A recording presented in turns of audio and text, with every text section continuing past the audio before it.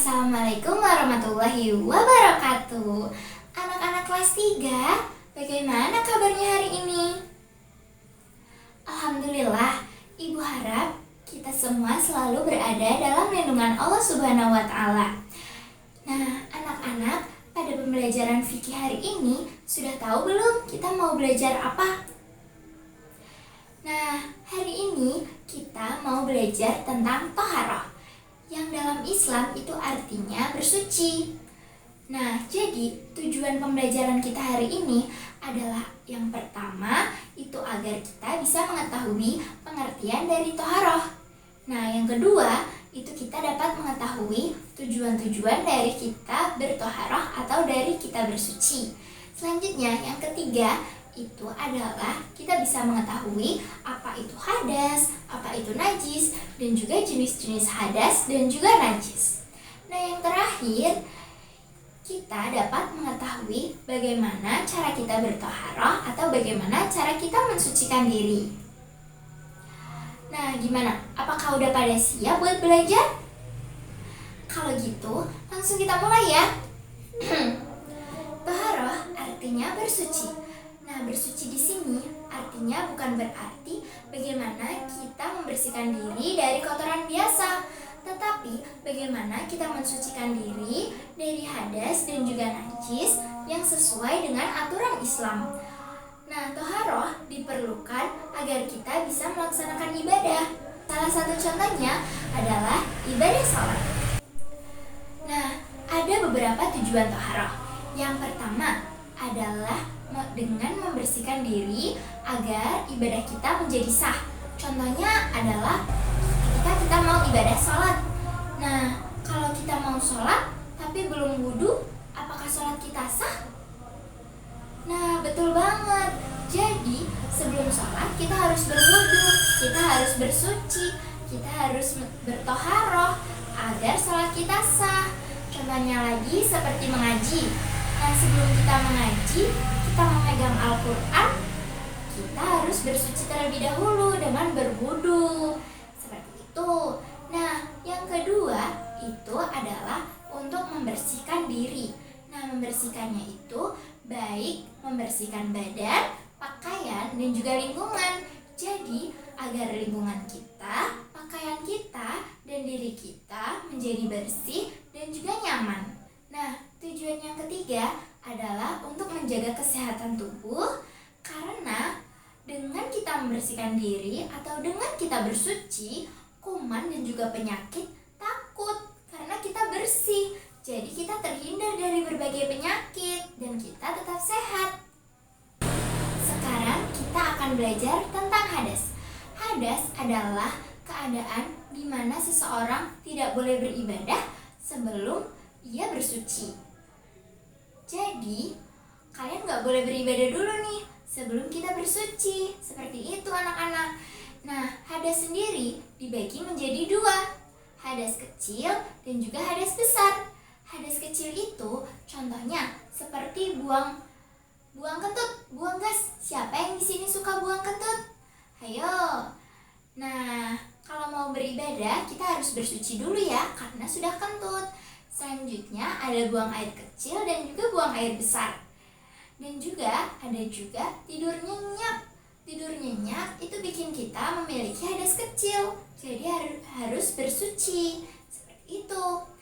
Nah, selanjutnya hadas yang kedua itu adalah hadas besar. Contoh hadas besarnya yaitu seperti junub, haid, dan juga air mani. Biasanya itu berada pada orang-orang dewasa. Jadi ketika kalian dewasa nanti, kalian akan merasakannya dan kalian harus mulai bersuci untuk mensucikan hadas-hadas besar tersebut. Selain hadas, ada juga yang namanya najis.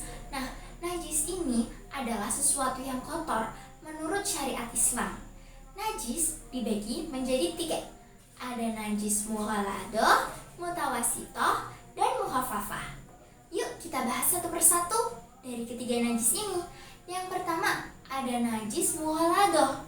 Nah, najis mughaladoh atau najis yang berat itu adalah contohnya anjing dan juga babi. apapun itu yang berasal dari anjing dan babi, entah air liurnya, anaknya, kulitnya, darahnya, itu semua dianggap sebagai najis mughaladoh. Seperti itu. Selanjutnya yang kedua itu ada najis mutawasitoh. Nah, najis mutawasitoh ini biasanya yang keluar dari tubuh manusia ataupun hewan-hewan. Contohnya seperti darah manusia, nanah, air kencing, ataupun tinja. Nah, seperti itu. Itu namanya najis yang sedang atau najis mutawasitoh. Yang terakhir itu ada najis muaffafah atau najis yang ringan. Nah, najis ringan ini contohnya adalah air kencing adik bayi laki-laki yang baru makan ASI. Jadi, adik bayinya belum makan makanan kita, belum minum air putih, belum makan nasi goreng, dan lain-lain. Itu air kencingnya dihukum najis muhaffafah atau najis yang ringan. Sekarang kita akan belajar cara mensucikan hadas dan juga najis, atau sekarang kita akan belajar bagaimana cara bertoharoh. Nah, bagaimana cara kita mensucikan hadas kecil dan juga hadas besar? Untuk kedua hadas ini, cara mensucikannya berbeda.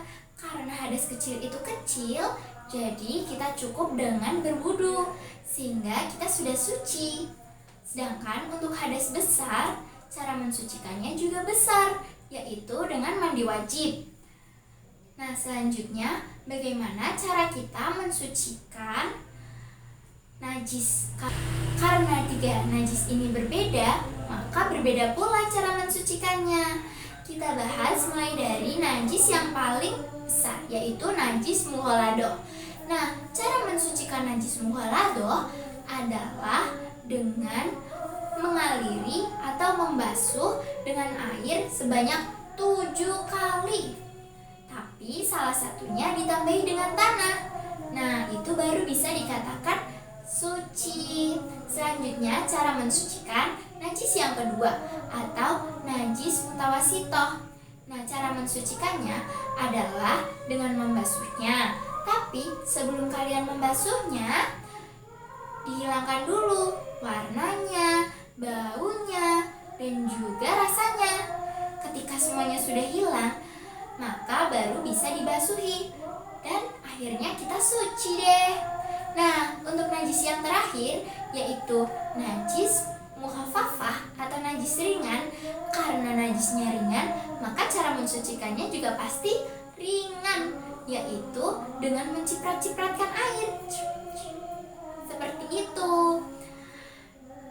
Nah, anak-anak, jadi kita harus mengetahui dulu itu najis, hadas, najisnya apa, hadasnya apa, baru kita bisa mensucikannya agar cara kita mensucikan benar dan juga kita bisa langsung beribadah kepada Allah dengan sah. Seperti itu ya anak-anak. Nah, tadi kita juga sudah belajar soal hadas dan juga najis. Hadas itu ada 2 jenis, sedangkan najis ada 3 jenis. Terus kita juga sudah belajar bagaimana cara mensucikannya. Cara mensucikannya berbeda-beda ya. Oke? Ingat-ingat dulu, itu najis atau hadas. Kita bedakan dulu. Kalau sudah, baru kita bisa mensucikannya dengan benar. Karena cara mensucikannya berbeda-beda. Nah, karena pembelajaran bersama Ibu hari ini sudah selesai, mari kita ucapkan hamdalah bersama-sama. Alhamdulillah. Sekian dari Ibu ucapkan terima kasih dan juga mohon maaf apabila Ibu ada salah kata. Wassalamualaikum warahmatullahi wabarakatuh.